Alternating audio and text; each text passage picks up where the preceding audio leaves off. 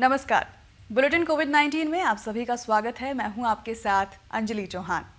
Research के मुताबिक indoor में भी 2 गज की दूरी के साथ मास्क है जरूरी।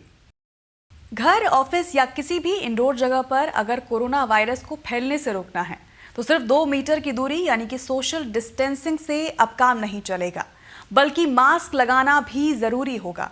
ये बात कनाडा में मैकगिल यूनिवर्सिटी की तरफ से की गई एक रिसर्च में सामने आई है। रिसर्च के मुताबिक इंडोर में मास्क पहनने से हवा के कणों से होने वाले संक्रमण को 67% तक कम किया जा सकता है। ये research building and environment journal में प्रकाशित हुई है।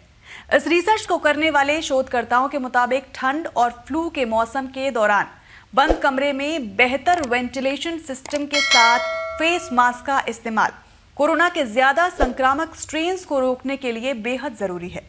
इस रिसर्च में शोधकर्ताओं ने यह पाया कि जब लोगों ने मास्क नहीं लगाया होता है तब वहां 70% से ज्यादा वायरल के अंश 30 सेकंड के अंदर ही 2 मीटर से ज्यादा दूर फैल जाते हैं। लेकिन जब मास्क पहन लिया जाए तो 1% से भी कम वायरल के अंश 2 मीटर की दूरी पार कर पाते हैं।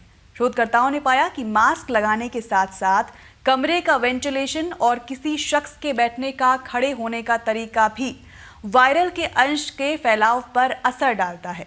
खांसना हवा के जरिए वायरस को फैलाने वाली बड़ी वजहों में से एक है। शोधकर्ताओं का मानना है कि इस रिसर्च के जरिए नीति निर्धारकों को इंडोर सेटिंग्स में फेस मास्क और सोशल डिस्टेंसिंग को लेकर गाइडलाइंस बनाने में मदद मिल सकती है।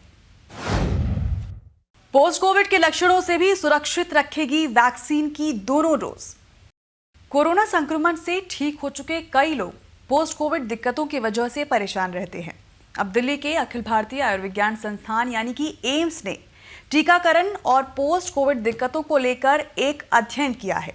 इस अध्ययन के मुताबिक कोरोना वैक्सीन की 2 खुराक कोरोना संक्रमण से तो सुरक्षा देती ही हैं, कोरोना के बाद आने वाली पोस्ट कोविड दिक्कतों से भी बचा सकती हैं। यह अध्ययन मेडिकल जर्नल मेड आर्काइव में अभी समीक्षा स्थिति में है। इस अध्ययन के मुताबिक कोरोना से ठीक होने के बाद जो लोग समय रहते वैक्सीन की दोनों खुराकें ले रहे हैं उनमें पोस्ट कोविड के लक्षण बेहद कम या बिल्कुल भी दिखाई नहीं दे रहे हैं, जबकि संक्रमण से ठीक होने के बाद जिन्होंने वैक्सीन नहीं ली है उनमें पोस्ट कोविड की आशंका दिखाई दे रही है। एम्स के 7 विभागों डॉक्टर राजेंद्र प्रसाद नेत्र विज्ञान, मनोरोग, पल्मोनरी मेडिसिन, एंड्रोक्राइनोलॉजी, माइक्रोबायोलॉजी और अस्पताल प्रबंधन के डॉक्टरों ने मिलकर ये अध्ययन किया है। इसमें एम्स के स्वास्थ्य कर्मचारी व अन्य स्टाफ को भी शामिल किया गया है जिन्होंने फोन पर दिए गए साक्षात्कार में कोरोना से ठीक होने के बाद दैनिक दिनचर्या को लेकर अपनी प्रतिक्रिया दी है। इस अध्ययन के लिए 1801 रोगियों का चयन किया गया। इसमें से 773 मरीजों से ही पर्याप्त जानकारी मिल सकी। अध्ययन से यह निष्कर्ष निकाला गया कि कोरोना संक्रमण से ठीक होने के कुछ हफ्ते बाद जब वैक्सीन दी गई तो इन लोगों में पोस्ट कोविड लक्षण विकसित होने की आशंका 45% तक कम हुई। डीबीटी की पहली वन हेल्थ परियोजना का हुआ शुभ आरंभ। दुनिया भर में कोरोना का असर दिखाई देने के बाद अब ऐसे संक्रामक कारकों का खतरा बढ़ रहा है जहां संक्रमित नस्ल दूसरी नस्ल को संक्रमित करने में सक्षम है। दरअसल बढ़ती यात्रा, भोजन की आदतों और सीमाओं के पार व्यापार के कारण नए संक्रामक कारक दुनिया भर में तेजी से फैल रहे हैं। इस तरह की बीमारियों का जानवरों, मानव स्वास्थ्य प्रणालियों और अर्थव्यवस्थाओं पर विनाशकारी प्रभाव पड़ता है, जिसके लिए लंबे समय तक सामाजिक और आर्थिक सुधार की जरूरत पड़ती है।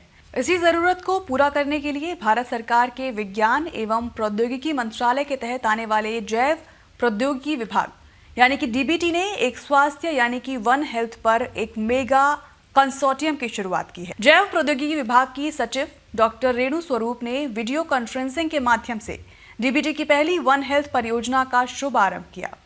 इस कार्यक्रम में देश के पूर्वोत्तर भाग सहित भारत में एक नस्ल की दूसरी नस्ल को संक्रमित करने वाले जीवाणु संबंधी वायरल और परजीवी से होने वाले महत्वपूर्ण संक्रमणों की निगरानी करने की परिकल्पना की गई। इस परियोजना के तहत मौजूदा क्लिनिकल परीक्षणों के उपयोग, निगरानी और उभरती हुई बीमारियों के प्रसार को समझने के लिए अतिरिक्त तौर तरीकों के विकास पर ध्यान दिया जाएगा।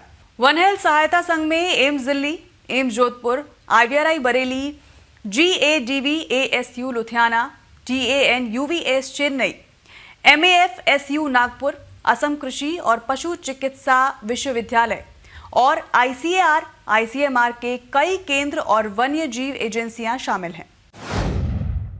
आप सभी से अनुमति लेने से पहले एक विनम्र अनुरोध। विज्ञान, प्रौद्योगिकी, आविष्कार और नवाचार जगत के विश्वसनीय कार्यक्रमों को देखने के लिए अपने मोबाइल पर इंडिया साइंस ऐप अवश्य डाउनलोड करें। और एक बात और, देश का अपना विज्ञान चैनल इंडिया साइंस टीवी अब फेसबुक, ट्विटर, यूट्यूब, लिंक्डइन और इंस्टाग्राम पर भी उपलब्ध है। हमारे कार्यक्रमों के बारे में आप अपने फीडबैक और सुझाव हमें ईमेल कर सकते हैं। हमारा ईमेल पता indiascience@vigyanprasar.gov.in।